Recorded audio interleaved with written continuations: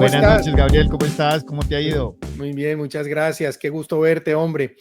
Hoy, bueno, para los que no nos ven por primera vez, bienvenidos. Ya van sumando los seguidores. Qué interesante, ¿no te parece? Sí, ha sido muy amable la gente al participar, al unirse, nos han hecho unos comentarios espectaculares y bueno, ahí seguimos con todo el Son entusiasmo. poquitos todavía, pero yo le dije a Rami una vez, le dije, Rami, cuando lleguemos a 1000 suscriptores, te prometo que por lo menos medio tiempo me dedico a esto de grabar episodios, o me retiro por completo de todo y vuelvo a hacer. ¿Te acuerdas que en un capítulo me pediste que hiciera el estudio sobre el aborto que quedó inconcluso? De pronto lo hago, pero bueno, Buenísimo, ojalá. la idea es que ojalá nos apoyen cada día que tengamos más gente que se suscribe. La respuesta ha sido muy positiva y estamos muy agradecidos con todos ustedes, los buenos comentarios, también las críticas, por fortuna la mayoría constructivas que hemos tomado muy en serio y de verdad que les agradecemos de corazón. Esto es Disertum X, que es un espacio donde dos amigos, Rami y yo, nos pusimos un día a hablar de cómo nos estaban diciendo mentiras en todo lado y resolvimos crear este podcast para plantear, digamos, lo que muy pocos nos cuentan o que hay que escudriñar un poquitico más porque no aparecen por lo general esas noticias en los primeros diarios de los periódicos que son comúnmente mirados por las personas. Entonces surgió así Disertum X como un espacio para tratar un problema. La X representa un problema que es el que tenemos que despejar en la respectiva sesión. Rami, y a todos nuestros oyentes, hoy tenemos un tema importante que vamos a tratar y que nos va dando como el big picture de la institucionalización de la mentira y tiene que ver con todo lo relacionado al deep state. Ese es otro tornillo como de esta rueda que estamos tratando de abordar, el deep state. Pues este capítulo es bien interesante porque es la última parte de una seguidilla y es que los primeros capítulos estuvimos hablando sobre quiénes son los que imponen las mentiras. Entonces hablamos de los ídolos de papel y algunas otras figuras, el heroísmo y cómo salíamos de las ideologías y como las generalidades de quiénes son los que imponen las mentiras. Ahora en esta segunda etapa estamos hablando ya es de la institucionalidad, es decir, las instituciones que se encargan de imponer la mentira. Hablamos en el capítulo pasado de la tiranía de los jueces y es la utilización de la rama judicial para imponer mentiras. Y hoy es bien interesante porque vamos a hablar es de la perspectiva desde el Ejecutivo, es decir, desde el presidente hacia abajo, la rama del Poder Ejecutivo que se supone que es la menos poderosa porque está sometida tanto a la rama legislativa que hace las leyes como a la rama judicial que decide las controversias. Pero al final termina siendo la más poderosa y esperemos que hoy en el capítulo de hoy podamos profundizar en estos temas y mostrar cómo el Deep State en realidad es un vehículo para imposición de las mentiras y de las ideologías hoy en día. Muy bien, vámonos con una definición de entrada, te propongo. ¿Qué es eso del Deep State o del estado profundo? Y partamos de esto. Esto es una idea que describe una estructura de poder oculta dentro del Estado y que está compuesta por funcionarios, por burócratas, lo mencionabas del Poder Ejecutivo, por agencias de seguridad, tecnócratas, por élites administrativas que no han sido elegidos democráticamente por voto popular. Tienen poder real y un poder que además es duradero. Cuando cambian los gobiernos, ellos por lo general se mantienen. Pero además, como tercera característica, influyen decididamente en las políticas públicas, en los presupuestos, en la seguridad. Y ojo, sin supervisión directa del pueblo o de sus representantes. Y entonces es el poder, digamos, administrativo que termina convirtiéndose, cuando está mal usado, en un obstáculo para el ciudadano en lugar de servirlo. Nosotros en Colombia, yo creo que en todos nuestros amigos, en toda América Latina, hemos sufrido de este mal, de la burocracia, esa burocracia que nos hace perder tiempo, que nos hace perder plata, que para pedir un permiso, mejor dicho, uno tiene que hacer una fila larguísima, que incumplen, bueno, todo lo que todos conocemos. Ese es el Deep State y de eso vamos a hablar hoy, Rami. Sí, es todo este aparato burocrático que de alguna manera se ha ido validando con este concepto de los funcionarios de carrera, ¿no? Y es que hay unos funcionarios que son intocables. Esto tenía sentido hace mucho tiempo cuando realmente los políticos empezaban a nombrar a sus amigos sin tener ningún conocimiento en cargos donde tenían que ejercer gobierno. Y por eso entonces se prefería a los que ya tenían experiencia para que continuaran con las políticas. Desafortunadamente hoy en día esto se ha vuelto, es más bien un vehículo para perpetuar ideológicamente. Entonces a las personas que tienen un cierto sesgo ideológico se les mantiene. En Colombia hay un ejemplo impresionante que fue esa transición entre el gobierno de Santos y el gobierno de Duque, en donde se suponía que Duque iba a reformar todo lo que había hecho mal Santos, pero cuando llegó Duque al poder, tuvo la idea, acompañado de sus asesores, de que no iba a cambiar a las personas técnicas de los ministerios.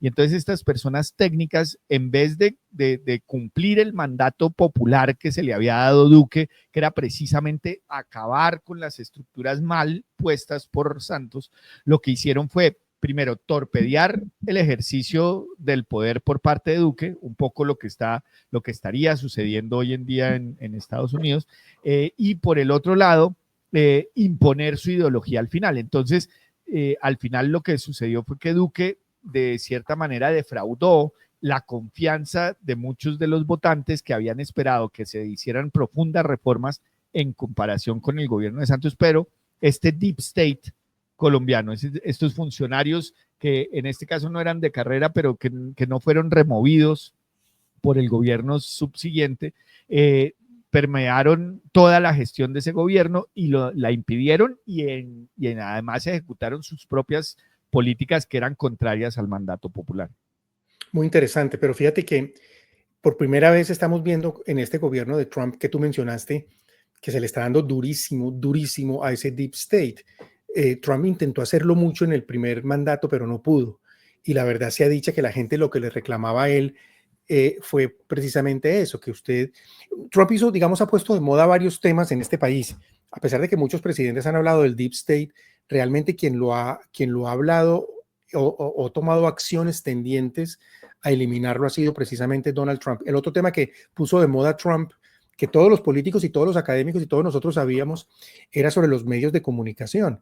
Él le acuñó la famosa frase del fake news y se los dice de frente desde el 2015, 2016, cuando comienza su campaña, y comienza en ese momento, curiosamente, un declive enorme en las encuestas que son o que eran en ese momento favorables para los medios de comunicación. Lo mismo pasa con el deep state, como que él toma este tema y lo lleva a la conciencia de la sociedad norteamericana como un mal que está muy arraigado en las costumbres y en el estado de los Estados Unidos, en los Estados Unidos, pero que además por primera vez logra como de algún modo llevar a cabo una decidida y directa transformación o digamos como una estocada que empieza a formularle él a todo esto que llamamos el deep state.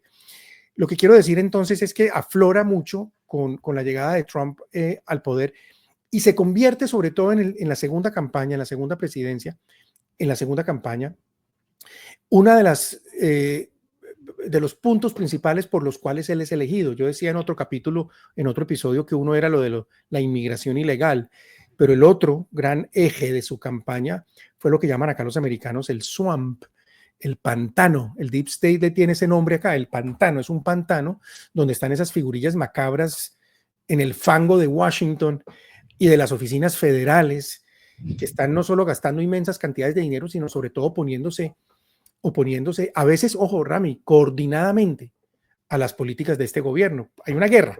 Lo que estamos viendo y presenciando en este segundo gobierno es que hay una guerra decidida por primera vez entre un político no tradicional que viene de afuera, que tiene mucho poder, que tiene un respaldo popular enorme, y un deep state, una cantidad de funcionarios del fango que se le empiezan a oponer a esas políticas y vamos a ver en qué termina esto. Yo creo que va a ganar Trump. Y si tú miras todos los rallies del año pasado, los casi 200 rallies que hizo Trump, en todos había un cántico de la gente. La gente terminaba cantando lo que decían el drain the swamp, como ¿no? Acabe, drene el pantano, como que por favor drene el pantano. Y eso es un poco lo que ha venido haciendo este gobierno. Pero ahora, vámonos por partes, vamos a dar ejemplos para que miremos la importancia o la gravedad de lo que significa el Deep State en Estados Unidos o en cualquier país. Ya vemos algunos de estos temas y estos ejemplos los hemos tocado en otros episodios. De todos, hay uno que a mí me ha preocupado mucho, que es el tema de la educación de los niños. Sobre todo, tú sabes que en Estados Unidos la educación la educación pública está dividida en lo que llamamos acá los distritos escolares. O sea, todos los colegios públicos en Estados Unidos están agrupados en esos distritos escolares que por lo general siguen unas reglas que son impuestas por agencias del Estado, por agencias del Estado propio, las de Texas o las de Indiana o la del Estado que sea, o bien por las agencias federales. Y uno pensaría que esas agencias están libres de ideologías, pero lo hemos visto en estos episodios que es todo lo contrario, que es que el gran problema del Deep State es que llegó a unos puntos de infestación de ideología de izquierda y de neomarxismo y de progresismo absurda. Los niveles de infestación que hoy tenemos en las oficinas de los gobiernos locales es asombrosa, y de los gobiernos federales es asombrosa. Y entonces, como veíamos en otros episodios, Rami, ellos han llevado a cabo una agenda en la que nadie puede oponerse, o frente a la cual quien se oponga será perseguido, o incluso veremos un ejemplo donde hacen una agenda que tiene que ser secreta, ¿no? Donde los distritos escolares hacen cosas sin que los papás se enteren. O cuando se enteran se agrupan entre ellos para perseguir a los papás. Y esto me lleva a mí entonces a hablar de un primer ejemplo, que es un caso que sucede en California, el caso Rocklin. Si me ayudas buscando el primero y lo vamos compartiendo con nuestros televidentes. Aquí está, no, ese no es. Correcto. Que esto pasa en el 2017, no llegó a los tribunales, pero prendió las alarmas a todo el mundo porque ayudó, digamos, a exponer y a visibilizar lo que en otro episodio hablábamos de la ideología de género. Y esto ocurre porque una mamá se enteró tiempo después, escúchame este caso, que su niño había transicionado socialmente con acompañamiento del colegio y que no le había notificado. Y entonces se pusieron a indagar por qué había pasado eso, porque la mamá empezó a ver que su niño llegaba a la casa muy extraño, muy raro, y este no es mi hijo, esto algo le está pasando. Y se dieron cuenta que la profesora les leyó un cuento trans donde había una transición de un niño. Y entonces, claro, esto generó un escándalo gigante y algunos papás incluso decían que había niños que decían que cuando el niño decidió llamarse niña o decidió pedirle a la profesora que él ya no era niño, sino niña, como que la profesora les organizó una fiesta de celebración. Hazme el favor. Eso no está comprobado, pero por lo menos eso es dentro de los rumores que hay, que ese tipo de cosas ocurrieron. Pero lo cierto es que esto es un abrebocas para mostrarnos que no es que metan ideología de género, sino el hecho de que lo hagan a espaldas, fíjate la perversión, a espaldas de los papás. Estos tipos se creen dueños de los hijos de uno. Rami, ¿qué opinas de este caso? No, pues es que eso es lo más grave. Yo tengo varios casos en este momento que estoy apoyando en Colombia, en donde los cuerpos de psicología de los colegios empiezan a mandar encuestas a niños de quinto de primaria, sexto grado, séptimo grado, a preguntarles sobre su identidad sexual, ¿sí? Y esto es gravísimo, primero porque eso es prematuro, digamos, un niño en quinto de primaria, uno se acuerda, uno en quinto de primaria quería era jugar fútbol y las niñas no sabían jugar fútbol, entonces uno ni les paraba bolas, ¿sí? Menos iba a ser consciente de su identidad sexual. Bueno, estos les están mandando y con unas preguntas ambiguas, como por ejemplo, si te sientes bien con lo que tú piensas de ti mismo. Pues claro, un niño empezando la adolescencia hay muchas cosas que no se siente bien, empezando porque el cuerpo le está cambiando, entonces no se siente bien. Y si a veces quisieras, te imaginas siendo otra persona, siendo de otro género, ¿sí? Y le empiezan a meter ahí. Todo esto con el fin de generar unos resultados que eventualmente les permitirían a estos psicólogos ideologizados intervenir a espaldas de los papás ahí sí, en la elaboración y en la construcción de identidad de género del niño o de la niña. Y esto es prácticamente utilizar a los niños como si fueran ratones de laboratorio para estos psicólogos y psicólogas y se vuelve una cosa incontrolable porque es que los mismos papás ni se dan cuenta sino ya muy adelante. La manera en que yo me he involucrado en estos casos es porque algunos papás muy juiciosos revisan esas encuestas que les hacen a los hijos y se dan cuenta de esas cosas. Pero si uno le pregunta al niño de quinto de primaria, oye, ¿le viste algo raro a la encuesta? No le vi nada raro. Y entonces, ¿eso qué ha significado? Que hay un movimiento muy grande en Colombia y en varias regiones del país es aún más pronunciado, de papás que están sacando a sus niños del sistema formal educativo y entonces el homeschooling en Colombia y sé que en Estados Unidos también, de hecho hay organizaciones de homeschooling en Estados Unidos que están generando una serie de herramientas y materiales muy consumidas aquí en Colombia. Qué bueno. Que lo que buscan es que se le haga frente a esta forma de intervención desde el aparato educativo a los niños. Esto, pues, a nivel de los chiquitos es complejo, pero vamos a ver en un capítulo más adelante cómo esto está sucediendo también en las universidades. Y ahí es más dramático porque ahí el propósito de colonización ideológica es aún más grave. No, terrible. Fíjate que llama mucho la atención, a mí me llama mucho la atención esto porque son funcionarios solapados que esconden algo. Hay un caso también muy famoso acá que fue a los tribunales y tristemente se perdió y la Corte Suprema de Justicia no quiso abordarlo en su momento. Ahorita está abordando otro más o menos semejante y creo que esta vez íbamos por fin a encontrar justicia.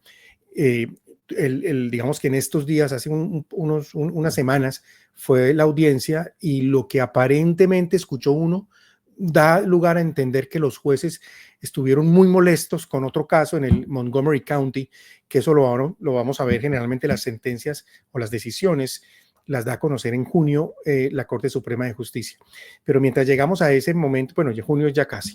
De todas maneras, lo que sí es importante es que en este caso de Wisconsin lo perdimos y participó Alliance Defending Freedom y era un caso en el que los papás también se dieron cuenta que los colegios tenían la política, como política oficial, no informar a los papás si un niño se identificaba con otro género en el colegio.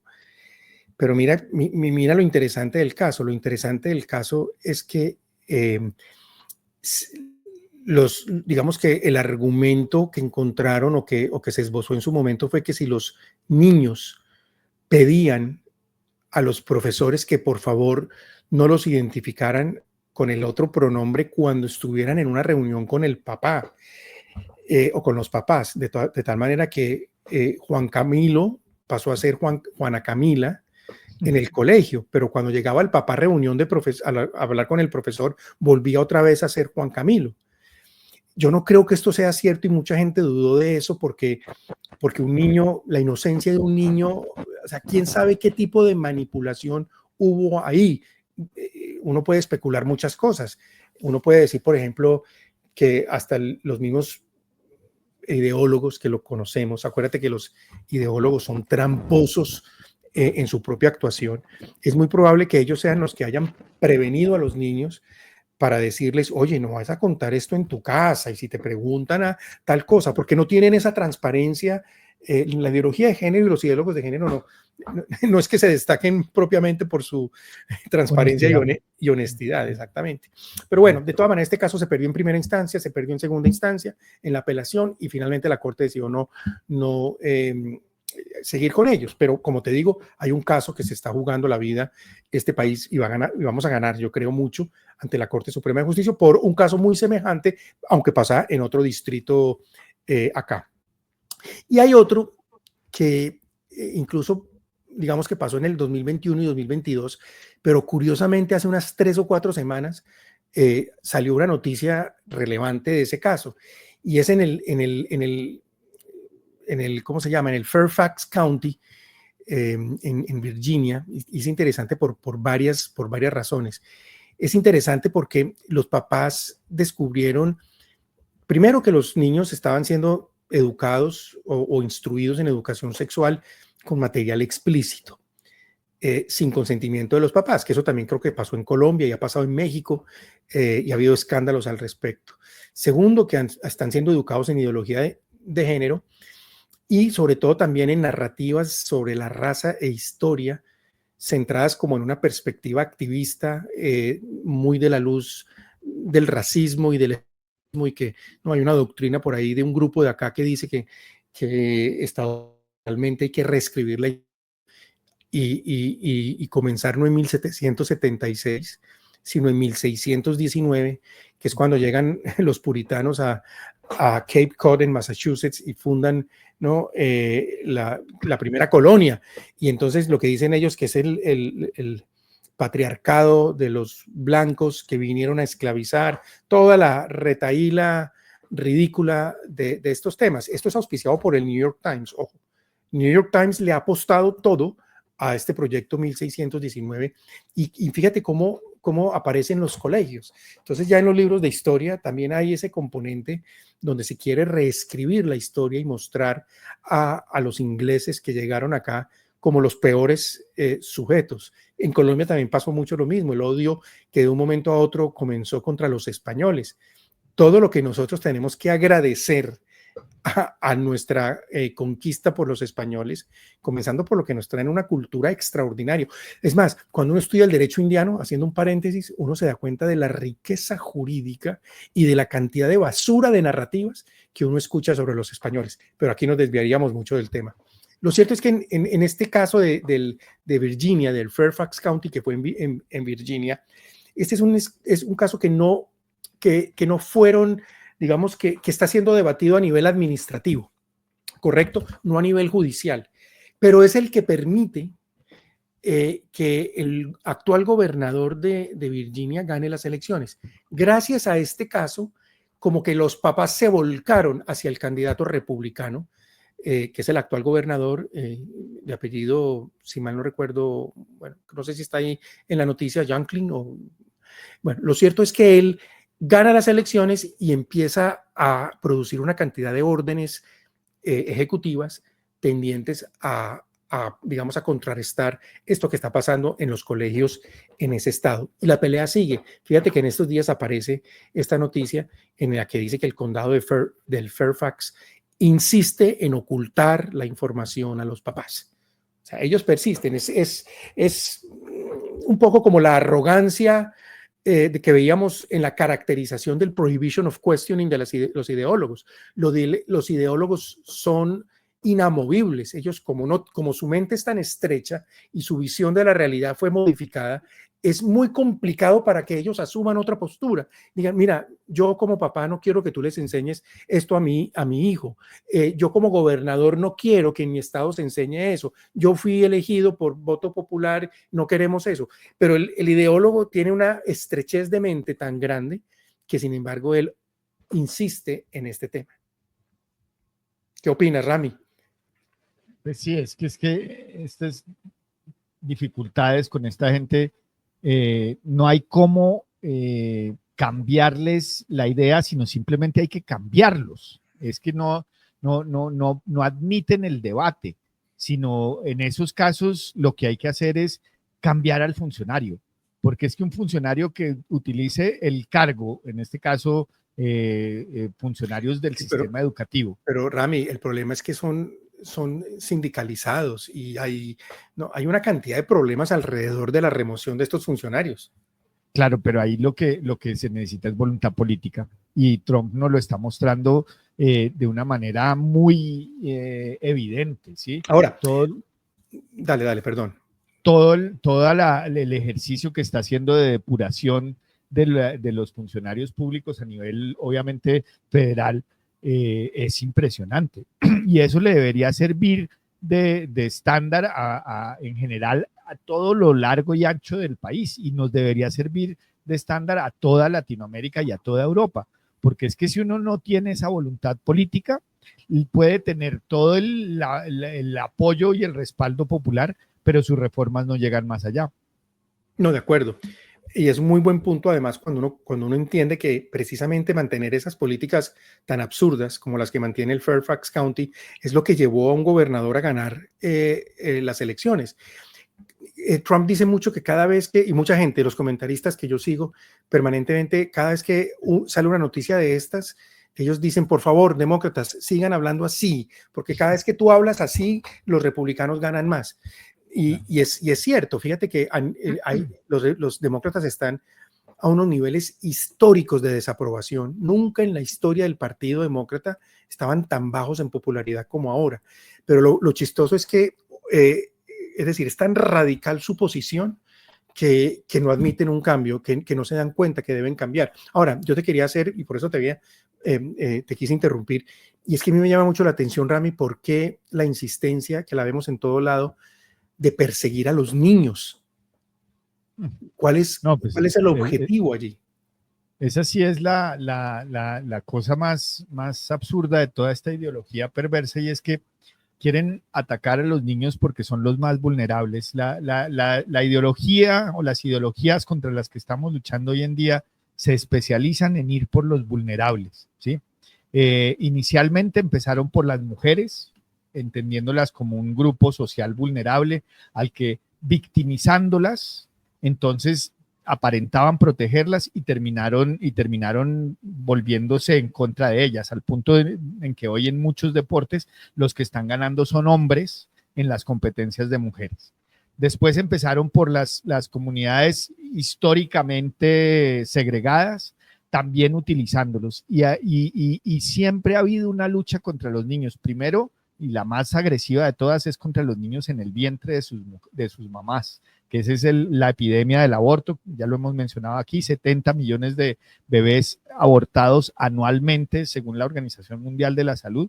Y sin duda, después de eso vienen los niños en el colegio. ¿Por qué? Porque es que ahí están supuestamente al cuidado de unos terceros confiables, que son el Estado en su gran mayoría, porque los colegios públicos son los que más niños tienen, pero también son personas que son parte de la comunidad y gozan del reconocimiento y de la confianza de la comunidad porque se dedican a educar a sus hijos. Y resulta que allí es donde más han intensificado su batalla ideológica, porque es que los niños no tienen la capacidad ni el criterio de preguntar, de cuestionar, de decir, eso me suena raro, ¿sí? Y entonces, como son vulnerables, inmediatamente los cogen como presa. Y es desafortunado y tristísimo porque los papás de esta época, que somos nosotros, nuestra generación, estábamos acostumbrados a que el colegio tenía un halo de integridad, ¿sí? Porque uno todavía se acuerda de sus buenos profesores, se acuerda del cariño y el sacrificio que ellos tenían, del compromiso con la verdad que ellos nos inculcaron, y creemos todavía que así sigue siendo. Pues no, porque es que los profesores de hoy en día han sido educados en universidades en donde les han dicho que todo vale, ¿sí? Que no es necesario mantener una coherencia entre lo que se dice y lo que se hace, porque lo importante es al final persuadir, que no importa lo que diga la mayoría siempre y cuando uno pueda manipular las cosas de manera tal que logre un resultado. Esa filosofía que ha sido inculcada en los últimos 20 años a nivel universitario, pues ya está llegando a dictar clases en los colegios a los más chiquitos. Entonces, hay una disparidad, porque nosotros pensamos que los colegios siguen siendo como nos tocaron a nosotros, pero en realidad están siendo un fortín ideologizante impresionante. Y solo aquellos papás que se toman el tiempo de revisar los contenidos que les están dando, revisar los contenidos es sentarse a leer los libros, ¿sí? Yo me acuerdo de leer el libro de historia de mi hija aquí en el colegio en Bogotá, y encontrar que era un libro de historia que en el prefacio decía el autor que no iba a decir muchas fechas, porque eso de decir fechas ya estaba un poco pasado de moda, que él prefería más bien hacer un relato y que los niños se sintieran identificados porque el relato incluía, estaba hablando de la independencia de Colombia, incluía la alusión a superhéroes de Marvel. No. Entonces, no, era un zaperoco y si uno no lee eso, pues no tiene la posibilidad de decirle a la hija o al hijo, hey, eso no fue así, mira, aquí hay un contexto, hay unas participaciones y fueron unas fechas, porque esto tiene coincidencia con cosas que estaban pasando a nivel internacional en el mismo momento y que explican por qué pasaron aquí en Colombia. Bueno, pues ahí estamos y eso es responsabilidad hoy en día de los papás. Yo creo que tú fuiste el que nos dijo hace algunos episodios que los papás hoy en día estábamos llamados al campo de batalla. Y Sin duda. O sea, mis papás, cuando yo estudiaba en el colegio, o sea, estos temas jamás, la preocupación era otro, cuidado, mi hijo. Las notas. Eran las notas y ojo con las amistades que uno tenía. Sí. Nada más, pero que un papá se preocupara por los profesores contenidos o por los contenidos, o por qué tipo de educación nos iban a dar, jamás. A nosotros, en cambio, nos tocó otra cosa completamente distinta. Nos tocó el campo de la batalla cultural, pero hay que darla. Y hay que darla, y como papás estamos llamados a darla. Eso del heroísmo, del acto heroico, que alguna vez conversamos en este programa, es clarísimamente una manifestación en este tipo de cosas no, si no lo hacemos, o sea, se toman el alma y el futuro de nuestros hijos. Pues acá en Colombia fueron los papás los que tumbaron a una ministra, que es Gina Parodi, cuando salió precisamente en el tema que estás tocando, con unas cartillas para todos los colegios en donde se buscaba promover la ideología de género de manera transversal por todos los colegios públicos y privados. Fueron los papás los que salieron a marchar en el orden de los millones por todo Colombia. Ideólogos de género, tu basura no nos convence. Tu basura no nos convence. No hay un tema más poroso y menos científico que tú puedes encontrar hoy que el de la ideología de género. Es algo que es absurdo desde todo punto de vista, donde uno quisiera evaluar científicamente la doctrina, si es que se puede hablar de doctrina, o la teoría de la ideología de género, se encuentra uno con todas las falencias, además porque ellos parten de premisas inventadas, y tú lo mencionaste ahora, que es un poco la premisa marxista de la lucha, de la confrontación entre clases o entre grupos débiles y fuertes, y van escogiendo y van cambiando a su manera cuál es el marginado en el momento, y empiezan como a azuzarlos y le generan ahí un escándalo es como un poco la tentación del soberbio demoníaco. Hay un profesor acá que plantea clarísimamente que da unas pistas muy claras de cómo la ideología de género es un tema satánico. En el fondo es una derivación de un postulado de ¿cómo se dice?, de artes ocultas. Y si uno se pone a mirar el desarrollo conceptual de la ideología de género, uno se da cuenta que sí, que tiene unos elementos demasiado brutales, pues es que en su esencia para ser tenidos en cuenta. Una revelación de la criatura contra el creador, porque es decirle al creador, no, cometiste un error porque yo no debería ser hombre, sino debería ser mujer. Y esa revelación, esa rebeldía es sin duda contraria a la naturaleza de la relación creador-creado, ¿sí? Correcto. Y obviamente pues eso responde a otros fenómenos y a otros intereses mucho más complejos.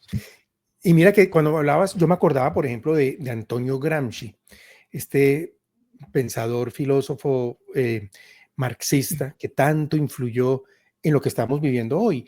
Y una de las frases que lo inmortalizaron, por desgracia, fue justamente esa, cuando él planteaba digamos que el marxismo, los socialistas, o que el socialismo va a llegar, el verdadero paraíso comunista va a llegar cuando se controle el sistema educativo.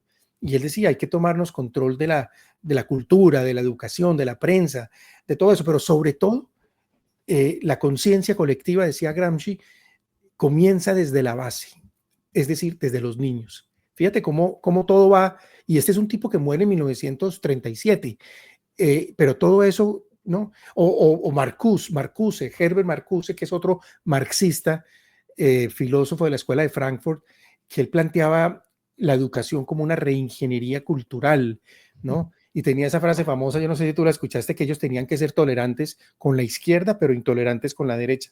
Qué increíble, ¿no? Lo Pero han ejecutado al pie de la letra, eso sí. y lo han ejecutado al pie de la letra. Había otro también que me llama la atención o que me acuerdo, que yo no lo he estudiado mucho, pero recuerdo en mis clases sobre marxismo que hablaban de un Freire, de Paulo Freire, que decía que todo acto educativo, toda la educación era política. Era un ejercicio de hacer política. Fíjate, es la mezcla de la educación con el poder. Ahí está un poco como la artimaña que encuentra uno en estos autores. Pero Rami, hay muchos casos más. Hay otro caso muy famoso que lo mencionábamos y que te aterrabas tú antes de comenzar el programa, que yo te comentaba como algunos colegios, cuando empezó esto a darse cuenta el país, a darse cuenta de lo que estaban haciendo los colegios, empezaron todos los papás a asistir a las famosas juntas.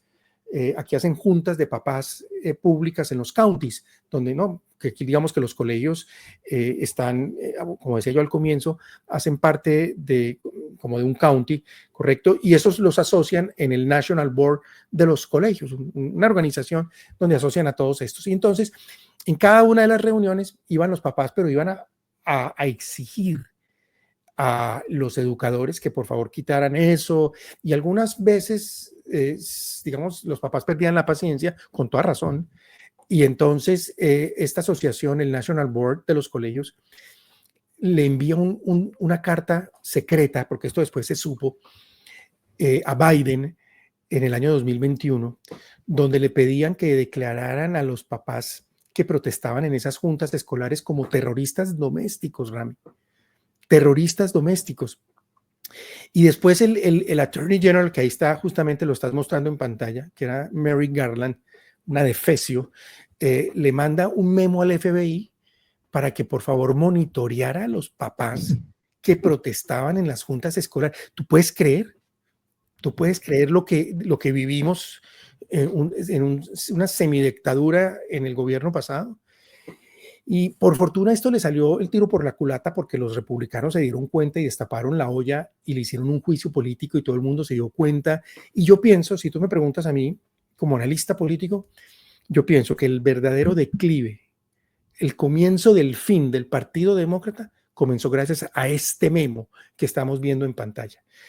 Porque esto movilizó a todas las mamás. Yo en algún programa lo decía también, las Mama Bear, que es la mamá ya, ¿no? Con mis hijos, o sea, tú métete con lo que quieras, pero con mis hijos no, y por mis hijos me hago matar. Y crean un movimiento muy fuerte y que cada día crece más, que se llama Moms for Liberty, creo que es el nombre que adoptaron. Pero este movimiento es el que logra, por ejemplo, los demócratas perder las elecciones, que ya lo habíamos comentado en el estado de Virginia, pero también produce otro efecto importantísimo, y es que 25 estados, o sea, la mitad de Estados Unidos, se retira, rompe relaciones con ese National School Board Association, con el NSBA, lo cual es ¿cómo se dice? Un síntoma, un signo de reconocimiento de una estructura mala y de rompimiento con esta faceta del Deep State que estamos viendo. De manera que estos son, digamos, como el primer grupo de ejemplos que quería traer a colación hoy, de esos burócratas sin control que dictan políticas públicas a espaldas de la gente. ¿Qué opinas, Rami? Sí, yo creo que estos son importantes y muy ejemplarizantes, pero gracias a Trump hemos encontrado otros grupos, que es el del Deep State, que utiliza recursos públicos y los desperdicia montones. Ahí vale la pena hacer esa mención y preguntarte cómo ven desde Estados Unidos todo lo que está haciendo Trump en cuanto a la lucha en contra del Deep State, pero del Deep State corrupto que utiliza recursos con propósitos horribles. Pues. Esto fue un escándalo al comienzo del gobierno de Trump, de esta segunda gobierno, que los medios trataron de ocultar mucho, pero es tan escandaloso que la gente tarde o temprano terminó por enterarse, por lo menos la mayoría de las personas, y es toda la cantidad de gastos y gastos descontrolados. Yo leía una noticia de una analista en redes que yo sigo, que decía que incluso lo que ha descubierto Elon Musk o el grupo de Elon Musk hasta ahora es ínfimo en relación con los algoritmos que están proyectando, que son como trillones de malgasto y fundamentalmente malgasto en políticas como las que acabamos de señalar. O sea, estamos hablando de que Biden se la jugó por el partido, por los postulados filosóficos o ideológicos mejor, que hemos visto a lo largo de esta serie de izquierda, y los llenó de dinero. Y tú te encuentras, claro, con cosas ridículas que se han descubierto de programas y de ONGs sin control a las que se les dio una cantidad de dinero a través del USAID, que por fortuna está prácticamente acabado, de asuntos ridículos, $2 millones para estudiar la justicia ambiental en los salones de belleza. O sea, uno cuenta estas cosas y la gente no cree, pero están. O los 3 millones para estudiar si los videojuegos promueven, creo que era la equidad racial. Había uno de no sé cuántos millones donde se estudiaba el consumo de alcohol en los hámsters. Claro, todos involucran una explicación científica, que porque allí vamos a determinar que neurológicamente no sé qué cosas, pero es una, ¿no? Ese de los hámsters fue muy chistoso porque ellos querían saber cómo los hámsters de Siberia manejaban el estrés estacional con alcohol. ¿Puedes creer eso? Son ridículos. Para Colombia también hubo algo sobre algo racial. Claro, no, fue un tema LGTBI que habían fondeado una ópera LGTBI. Pero eso me da pie para decir que mira la lucha contra el Deep State que está haciendo Estados Unidos tiene efectos globales. Total. Porque apenas empezaron a cortar esos programas, aquí en Colombia, los principales activistas de ideología de género empezaron a tener problemas y empezaron a verse ya colgados porque entonces no tienen la plata para pagar a sus funcionarios, porque eso es toda una cadena de corrupción que efectivamente sí arranca en Estados Unidos y es con la plata de los americanos, pero que termina invertida y malgastada en otros países por vía de esta organización que yo recuerdo hace 20 años que uno miraba con respeto a USAID porque era una forma digamos, de garantizar que en el resto del mundo había cierta respeto y cierta coordinación por las democracias, ¿sí? por los valores democráticos. Pero ya en los últimos 15 años esto se ha vuelto un adefesio. Y entonces uno siempre que ve USAID en algún lado dice, uy, ya ese documento mírelo 20 veces porque algún veneno tiene que tener.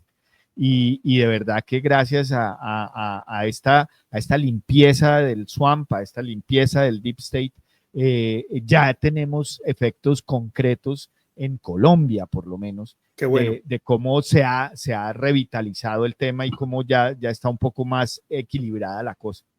Sí, yo recuerdo muchos otros que, digamos que de memoria que me acuerde, algo en Argentina donde promovían, no sé, $2 millones para la heteronormatividad o el desmonte de la heteronormatividad, ¿cómo es? El liderazgo trans y no binario, todo ese lenguaje que utilizan ellos, y les daban $1 o $2 millones.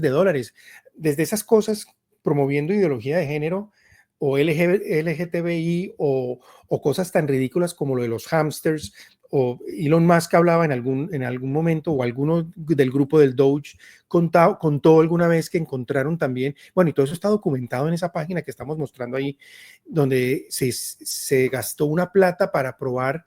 A los perros se les ponían mascarillas como para ver si les daba COVID o cómo era la reacción con el COVID. O sea, una cosa ridícula. Y todo esto era un lavadero de dinero que tiene, digamos, un montaje mucho más profundo, que parece que está coordinado por unas entidades de fachada mucho mayores.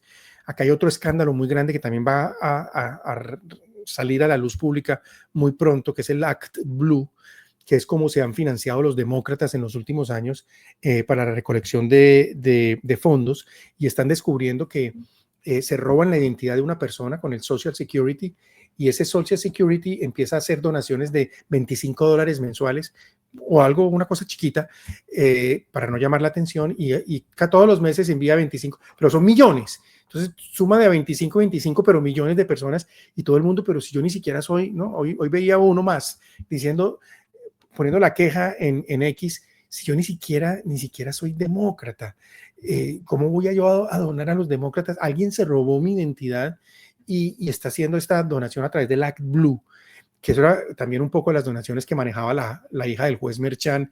Creo que está muy ligada a eso. O sea, aquí algo de escándalo se va a encontrar en este tema de esas ONGs que, entre otras cosas, parece que también están financiadas por George Soros, y parece que con un juego macabro donde él pone una pequeña plata, pero el que realmente pone toda la cantidad es el gobierno federal, o sea, nosotros los que pagamos impuestos, y entonces todo eso, el tipo sale haciendo su negocio con un poco de esfuerzo para dirigir las políticas que él quiere.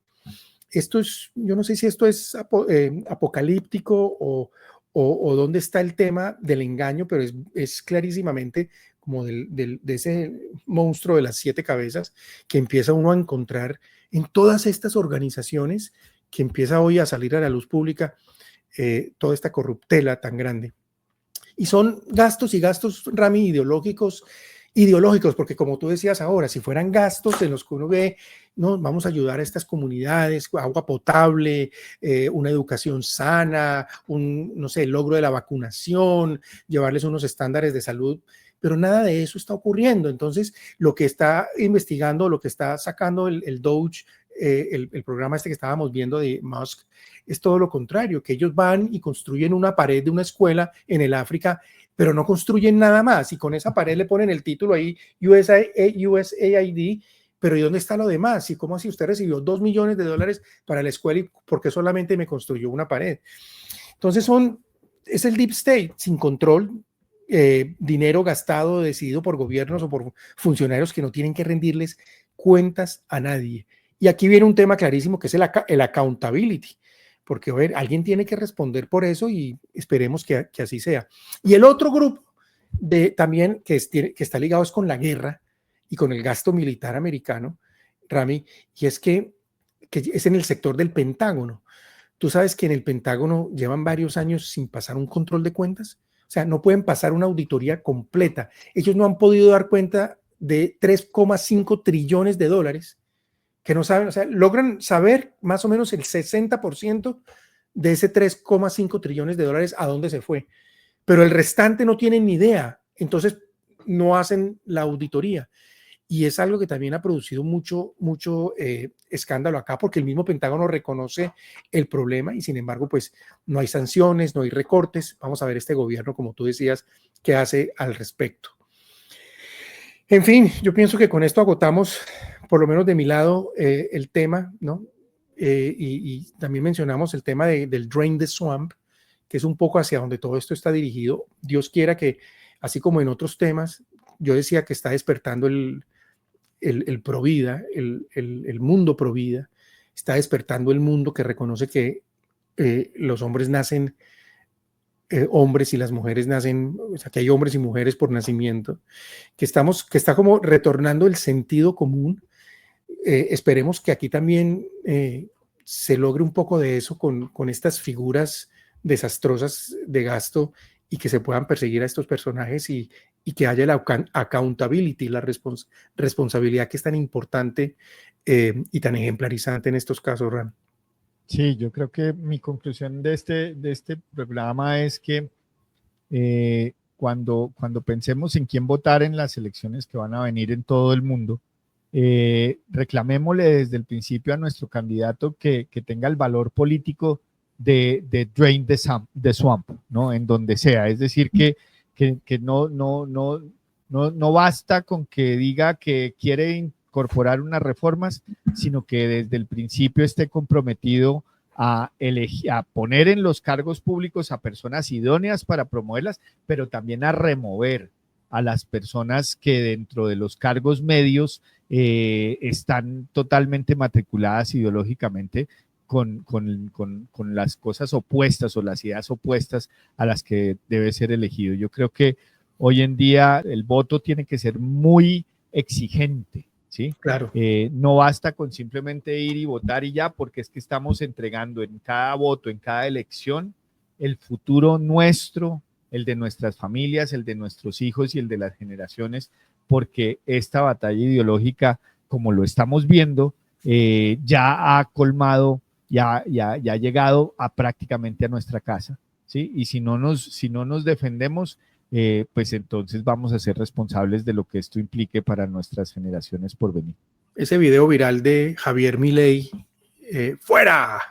¡Fuera! ¡Fuera! Que ojalá sea replicado en todos nuestros países latinoamericanos, porque de verdad que lo necesitamos. Rami, te mando un fuerte abrazo. Muchas gracias por tu participación, a nuestros oyentes también por acompañarnos.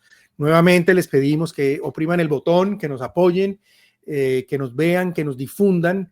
Y bueno, tenemos preparados otros episodios. Tenemos que abordar el tema de la internacionalización, tenemos que abordar el tema de la prensa, tenemos que abordar el tema de las universidades, entre otros, que son temas cruciales porque ahí completamos ahí sí la rueda o el engranaje completo del monstruo que estamos tratando de descubrir acá, Ram. Así es, así es. Eso quiere decir que tenemos tema para largo y aquí esperamos a todos nuestros oyentes y nuestros televidentes. Muchas gracias a todos. Dios los bendiga. Bendiciones, chao.